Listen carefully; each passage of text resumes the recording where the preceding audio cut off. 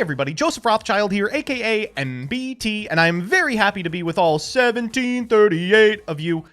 Oh, or 1720. Thanks for ruining the intro. Today's Twitter thread is about Master Duel. So if you're unfamiliar with Master Duel, what is going on? You know, you can watch some videos on my channel to remedy that. Master Duel is, unfortunately, the best way to play Yu-Gi-Oh! Online. It's quick, it's easy, it looks good, until you actually cast some of the cards. Because it doesn't follow the TCG format, there are a lot of cards that were terrible in TCG that are busted in Master Duel. Today we're going to be looking at some of those cards that are maybe all right if you take them to locals in America, but busted to infinity and beyond if you load them into your digital card game. So I'm going to begin with Crossout Designator.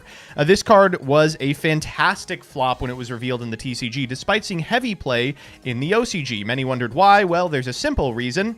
In Master Duel and in the OCG, there exists a card called Max C, and before you get to play a single second of Yu-Gi-Oh!, you get to play what I call the Max C minigame, where you determine how many copies of Max C, Ash Blossom, Called by the Grave, and Crossout Designator both players have, and if the game ends on turn 1 because you drew Earth Insect. So let's see what all of you came up with. Well, that took exactly 1 second. Nemeses Corridor is probably the best answer possible in this thread. Nemeses Corridor is a 4-star thunder monster that can target a banished monster except Nemeses Corridor, special it from your hand, and if you do, shuffle that target into the deck. This card is a thunder monster that special summons itself from the hand by activating an effect, which means it is a 1-card Thunder Dragon Colossus. In the TCG, Thunder Dragon Colossus is completely banned, locked away forever in the list, and in Master Duel, it is at 1. What's worse, cards that have been released since Thunder Dragon was banned, like Cupid Pitch, make searching this trivial. So any deck that wants to commit the resources to an Aurora Online can very easily also end on a big purple mistake. That's actually a pretty good point. So Archnemesis Protos was crazy in the TCG, so much so that it was eventually banned.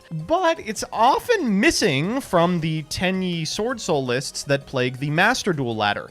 And that's because in the dark, you don't really know what your opponent is playing. So the best you can hope for is that they're on some deck that loses to Protoss called Dark. So yes, these cards are technically much better in Master Duel than they are in the TCG.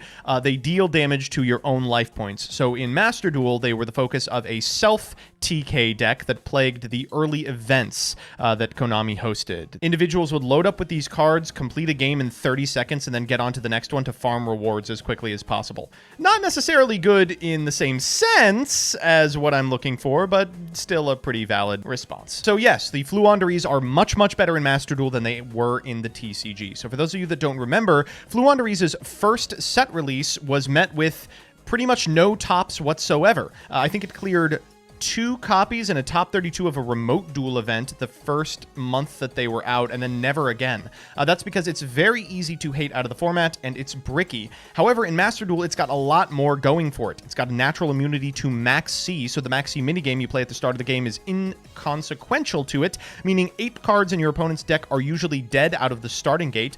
Add to that the fact that the deck has Vanity's Emptiness available, and it will never leave the field because these monsters go to the banished zone when they're removed, and you might see why this is a problem in MD. CJ looks completely right. Numeron Network is a great example. Back when Utopic Zexo was legal, even then, the deck was only okay, but in Master Duel, there's a lot of 1-card turn enders like Max C or free board clears, and as a result, Numeron Network plagues ladder all the way to Diamond 1. It also takes advantage of the fact that you are rewarded for winning games very quickly. You can just jam more, and a 51% win rate will get you all the way there, and as a result, it is way more represented than it probably should be.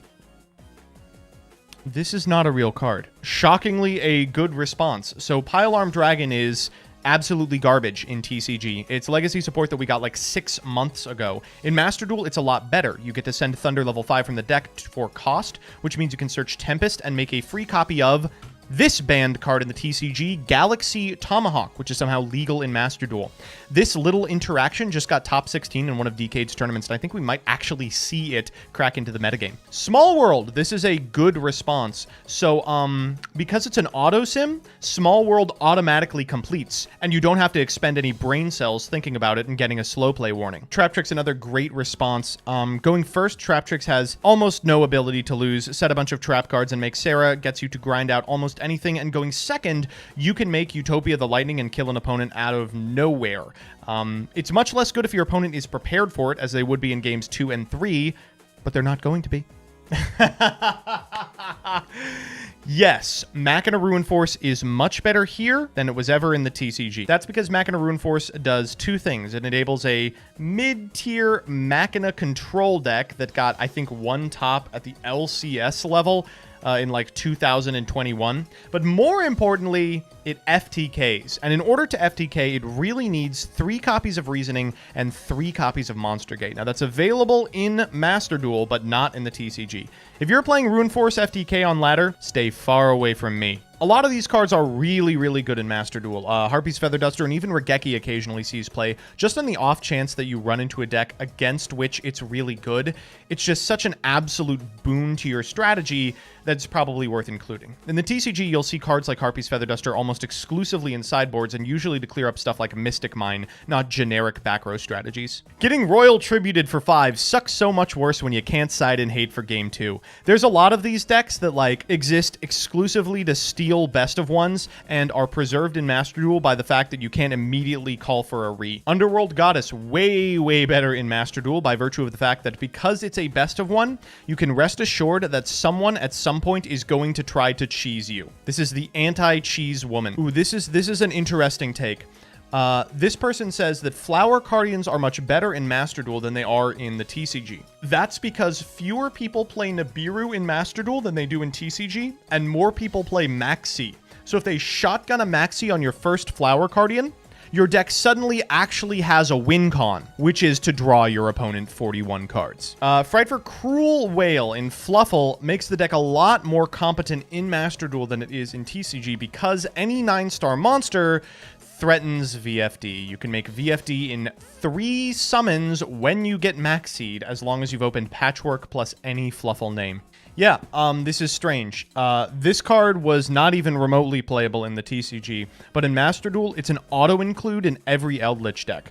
Now, usually that's because most decks operate on weird planes, and like you have to be able to counter something integral to every deck's game plan instead of relying on like an established metagame. That's just the truth of a wide meta.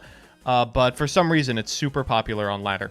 These guys are everywhere. Number 100 Numeron Dragon and number 97 Dragooblion is like the rank 8 version of the Utopia double OTK, except it doesn't require a Garnet in your main deck. It's played in pretty much any deck that can manage 8-star monsters, which is a shocking amount of them. Dangers, Gizmek or Rochi.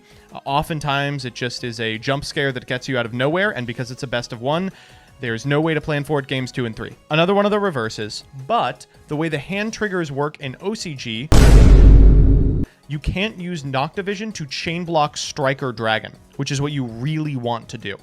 And as a result, it is nowhere near as playable in that deck. I mean, I guess this counts. Early on, there was a bug where Meowmoo wasn't a once per turn, and Battle Butler already does not have a once per turn on it. So if you go through multiple Meowmoo, you could just Battle Butler 3 times in one turn.